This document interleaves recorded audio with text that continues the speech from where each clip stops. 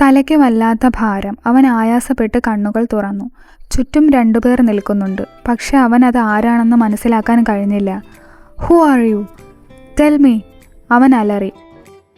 എന്നാ ചെല്ലോ, വല്ലാണ്ടങ്ങ് തിളയ്ക്കുന്നുണ്ടല്ലോ, എന്നാ പറ്റി?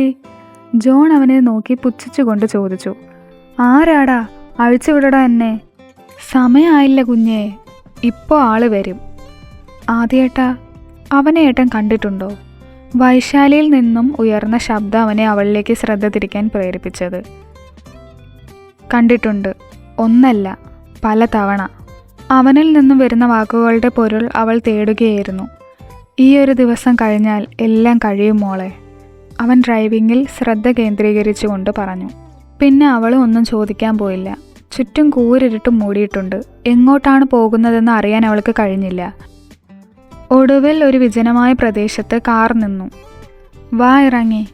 അവൻ പുറത്തിറങ്ങി അവളെ വിളിച്ചു. ഒരു വേള ഒന്ന് അമ്പരന്നു അവൾ. ഏട്ടാ, ഇവിടെ വാ. അവൻ മുന്നിലേക്ക് നോക്കി നിൽക്കുന്നുണ്ട്. പിന്നെ അധികം വൈകാതെ അവളും ഇറങ്ങി. നടന്ന് ഒരു ചെറിയ ഷെഡ് പോലെയുള്ള ഒരിടത്തെത്തി. അപ്പോഴേക്കും അകത്തു നിന്ന് അലറി വിളികൾ കേൾക്കുന്നുണ്ട്. വൈശാലിയുടെ കണ്ണുകൾ വന്യമായി തിളങ്ങി. അവൾ നീട്ടിയൊന്ന് ശ്വാസം വലിച്ചു വിട്ടു. ആദ്യ അകത്തേക്ക് കയറി. ഒപ്പം അവളും. മുന്നിൽ തളർന്ന മുഖമായി അവനുണ്ടായിരുന്നു. ദേവനാരായണ അയ്യർ. അവനെ കണ്ടതും വൈശാലി അമ്പരന്നു പോയി. ജീവൻ! സമീറയുടെയും ശ്രാവണിൻ്റെയും മകൻ, ജാൻവിയുടെ സഹോദരൻ. ഇവൻ? ആദ്യേട്ടാ, ഇവനോ? അവൾ വിതുമ്പി തുടങ്ങിയിരുന്നു. പെട്ടെന്ന് അവൾ അവൻ്റെ കഴുത്തിൽ പിടിമുറുക്കി. എന്തിനാ ഞങ്ങളെ? പറയടാ, നിന്നോട് എന്ത് ദ്രോഹമാടാ ഞാനും എൻ്റെ ഭർത്താവും ചെയ്തത്? അവരെ കണ്ടതും ദേവനാരായണ അയ്യർ ഒന്ന് ഞെട്ടി. ശേഷം അവൻ പഴയത് ഓരോന്നായി ഓർത്തെടുത്തു. ഒടുവിൽ അവൻ്റെ ചിരി അവിടെ അലയടിച്ചു. നീയൊക്കെ ചത്തില്ലേ? എങ്ങനെ ചാകും ജീവൻ? നിന്റെ ഉള്ളിലെ ചലനം അടങ്ങിയിട്ടില്ലല്ലോ. അപ്പോൾ ഈ ആദ്യം അങ്ങ് ചുമ്മാ ചാകുമോ? അന്നൊന്നും ചോദിക്കാൻ കഴിഞ്ഞില്ല. അതിനു മുന്നേ നീയൊക്കെ തന്തയില്ലായ്മ കാണിച്ചു കഴിഞ്ഞു.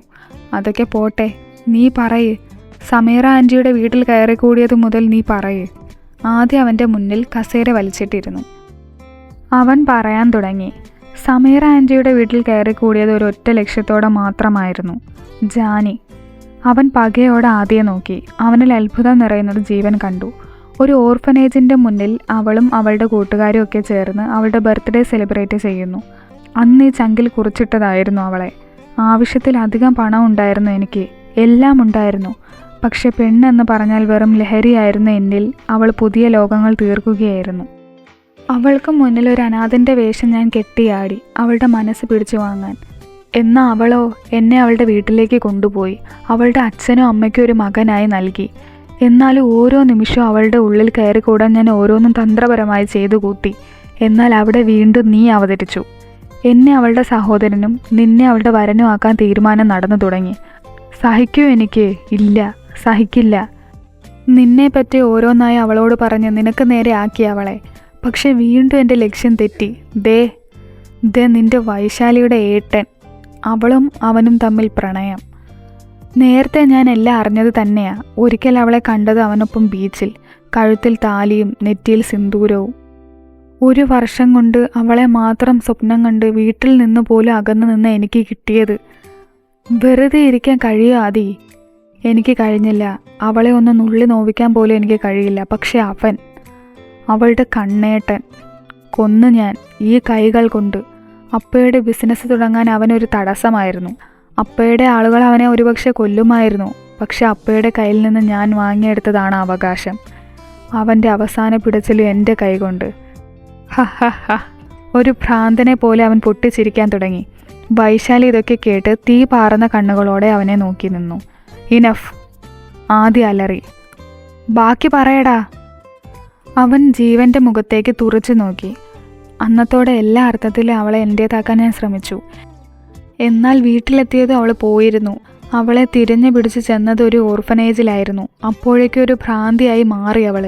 പോരാത്തതിനൊരു കുഞ്ഞിൻ്റെ അമ്മയാകാനുള്ള തയ്യാറെടുപ്പ്. പിന്നെ എനിക്ക് ഉറപ്പായിരുന്നു അവളെ ആരും കൊണ്ടുപോകില്ലെന്ന്. കുറച്ചുനാൾ മാറി നിന്നു. അവളുടെ ഡെലിവറി കഴിഞ്ഞ് കൊണ്ടുപോകാമെന്ന് തീരുമാനിച്ചു. മാസങ്ങൾ ഞാൻ അവളുടെ ഒപ്പം ആ ഓർഫനേജിലുണ്ടായിരുന്നു, ആരും അറിയാതെ. എനിക്ക് കിട്ടിയത് എൻ്റെ ജാനിയുടെ ജീവനറ്റ ശരീരമായിരുന്നു. അതുവരെ ഞാൻ ആർക്ക് വേണ്ടിയായിരുന്നു പൊരുതിയത്? അവൾ എന്നിൽ നിന്നും അകന്നു. എല്ലാത്തിൽ നിന്നും എനിക്ക് വേണ്ടതൊരു മോചനമായിരുന്നു.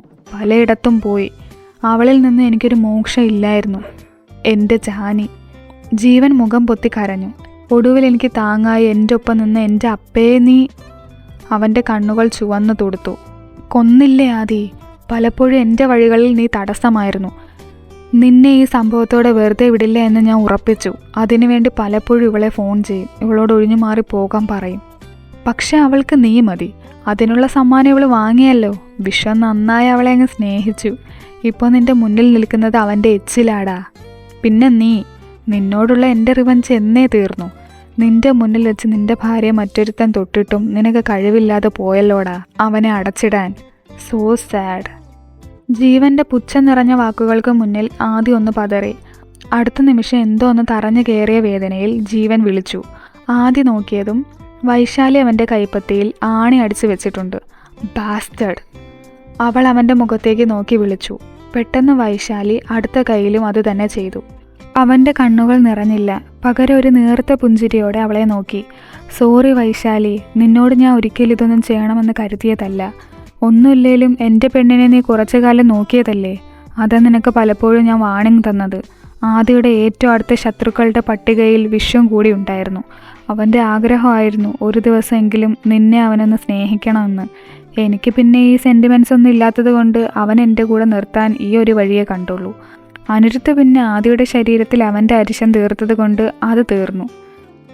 നിനക്ക് നാണം തോന്നുന്നില്ലേ ദേവാ? നിന്നെ സഹോദരനെ പോലെ സ്നേഹിച്ചവളുടെ കെട്ടുതാലി നീ അറുത്തില്ലേ? നിന്റെ ആരും അല്ലെങ്കിലും കൂടെ പിറപ്പിനെ പോലെ സ്നേഹിച്ച എൻ്റെ ആദ്യേട്ടനെ നീ. അവൾ അവൻ്റെ കോളറിൽ പിടിമുറുക്കി. Just leave me Vaishali. നിന്റെ ആദ്യം എൻ്റെ അപ്പയെ കൊന്നതോ? വെറുതെ വിടണോ ഞാനിവനെ? വൈശാലി, നീ പൊക്കോ. ഇവനെ നേരിൽ കാണിക്കണമെന്ന് മാത്രമേ എനിക്കുണ്ടായിരുന്നുള്ളൂ. നീ കണ്ടു. ഇനി എൻ്റെ അവസരമാണ്. ഒരാളിവിടെ വേണ്ട. ആദ്യം തൻ്റെ കണ്ണുകൾ ജീവനിലേക്ക് നാട്ടി. ബാക്കി ഓരോരുത്തരും പുറത്തേക്ക് ഇറങ്ങി. അകത്തു നിന്നും ഉച്ചത്തിലുള്ള നിലവിളി കേൾക്കുന്നുണ്ട്. വൈശാലി അതൊക്കെ കേട്ടുകൊണ്ട് പഴയ കാലത്തിലേക്ക് കടന്നു. അവളിലെ ആ നശിച്ച ഓർമ്മ ദിവസം. ആരൊക്കെ ചേർന്ന് വൈശാലി ഒരിടത്ത് കൊണ്ടിട്ടു. കണ്ണുകൾ ശക്തിയിൽ തുറന്നു നോക്കി. അപ്പോഴേക്കും കണ്ടത് വിശ്വത്തെയാണ്. എന്താ വിശ്വം? അവൾ അവനെ തുറച്ചു നോക്കിക്കൊണ്ട് ചോദിച്ചു. അവളുടെ ശരീരത്തെ ചുഴിഞ്ഞു നോക്കിക്കൊണ്ട് അവൻ പറഞ്ഞു, പലതും ഉണ്ട്, ഇപ്പോൾ ശരിയാക്കി തരാം. നിന്റെ ആദ്യ വരട്ടെ മോളെ. പിന്നിൽ നിന്നും അനിരുദ്ധ ഇറങ്ങി വന്നു. ഡാ, ദേ അവൻ വരുന്നുണ്ട്. ആദ്യ വരുന്നുണ്ടെന്ന് പറഞ്ഞതും അവളിൽ നേരിയ ആശ്വാസം ഉടലെടുത്തു. എന്നാൽ അടുത്ത നിമിഷം അവളുടെ തലയിൽ ആരോ ശക്തിയിലടിച്ചു. മെല്ലെ അവളുടെ ബോധം മറഞ്ഞു. കുറച്ചു നേരം കഴിഞ്ഞതും ശരീരത്തിന് വല്ലാത്ത ഭാരം അവളിൽ അനുഭവപ്പെട്ടു. വസ്ത്രങ്ങൾ ഓരോന്നായി എന്നിൽ നിന്നും അഴിഞ്ഞു വീഴുന്നു. കൈകൾ ആരോ ശക്തിയിൽ പിടിച്ചു വെക്കുന്നു. പതിയെ കണ്ണു തുറന്നതും അവൾ കണ്ടത് കഴുത്തിലേക്ക് മുഖം പൂഴ്ത്തി കിടക്കുന്ന വിശ്വത്തെയാണ്. നാവ് ചലിപ്പിക്കാൻ പോലും കഴിയുന്നില്ല. അവളുടെ കൈയെത്തും ദൂരത്ത് അവനുണ്ടായിരുന്നു ആദി. അവന് ചുറ്റും ചോര പടർന്നു കിടക്കുന്നു. എങ്കിലും ആ കണ്ണുകൾ നിറഞ്ഞൊഴുകുന്നത് അവൾ കണ്ടു. സർവശക്തിയെടുത്ത് അവനെ വൈശാലി വിളിച്ചു. ആദിയേട്ടാ.